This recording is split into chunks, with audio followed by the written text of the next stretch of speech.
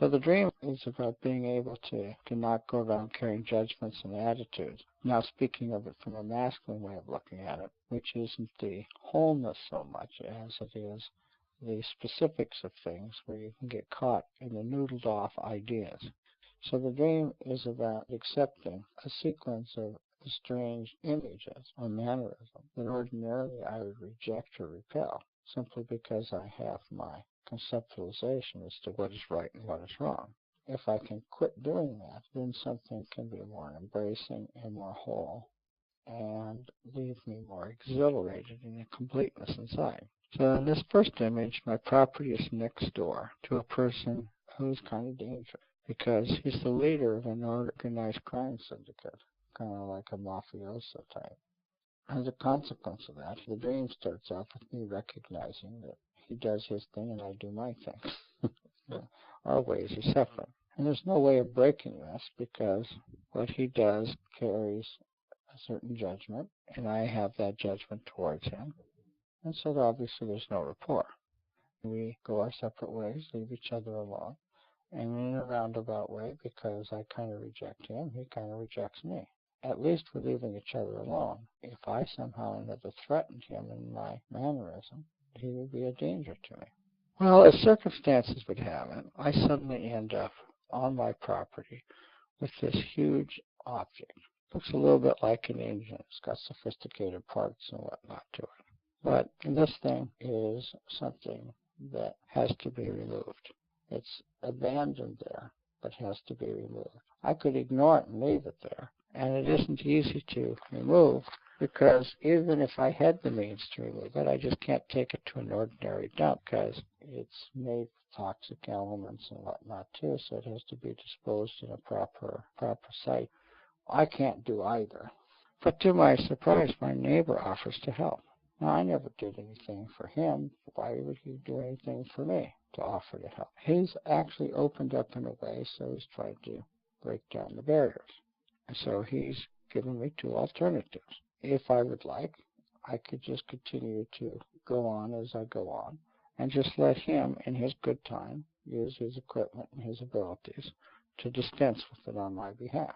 Or, if I still have to maintain my appearance, I can borrow a vehicle from him that I can use for purposes of carrying this toxic element away.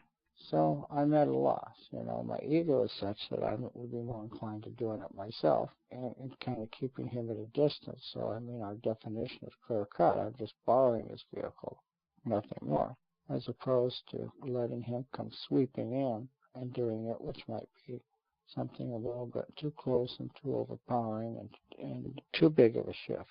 I can't make up my mind. So I let him decide.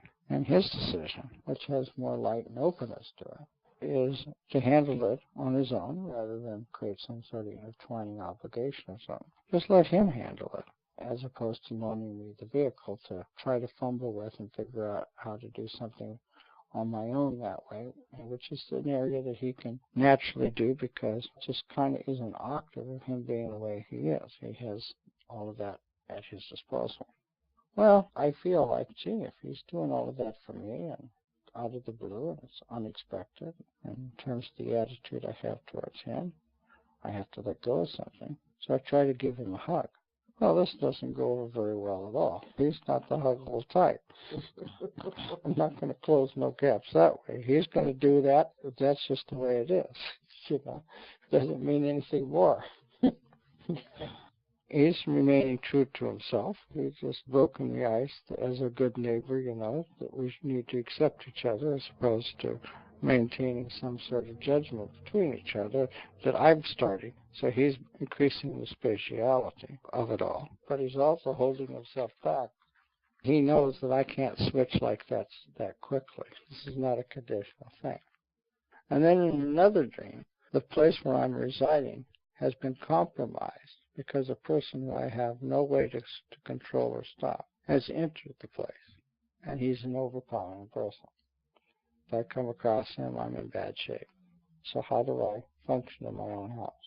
Well, there's a person that I know that apparently sees my plight and sees how bad shape I'm in. So this person comes into my place and places himself before this guy on my behalf. acting on my behalf so that I can evacuate or get away from the situation. Well, what he was doing was very sacrificial because he gets badly hurt as I get away and hide. But deep down, I have a responsibility for what he did. I'm touched by what he did. I just can't leave him, not after such a gesture that he didn't have to do, but he did. That was pretty meritorious. I retraced my steps to where he is to help him, to see if I get him out of there. Because after this guy got hurt, this guy is now looking for me, and then I've hidden, so I cycle back. Well, the problem is by cycling back, I'm deep within the aspect of the house again. How am I going to get by this guy to get out? So now the both of us are in trouble. The only way is for me to go beyond the limitations of the space that exists. In other words, I have to step into it. And what it looks like is I have to go out a door or something and off a cliff. How do I do that and survive? I can't turn around now. That's what's in front of me. And behind me is this guy now having caught up. And so that's kind of how I wake up. I'm at this point where it's like I have to go off a cliff to fall into an area that is so far below that I am certain I will not survive at all to fall. That's either this or face this guy, who will tear me to pieces effortlessly, who's now behind me. So it's like the most best I can make out of this as I wake up is I have a slight chance of hope going off the cliff. No hope if I turn around and face this guy.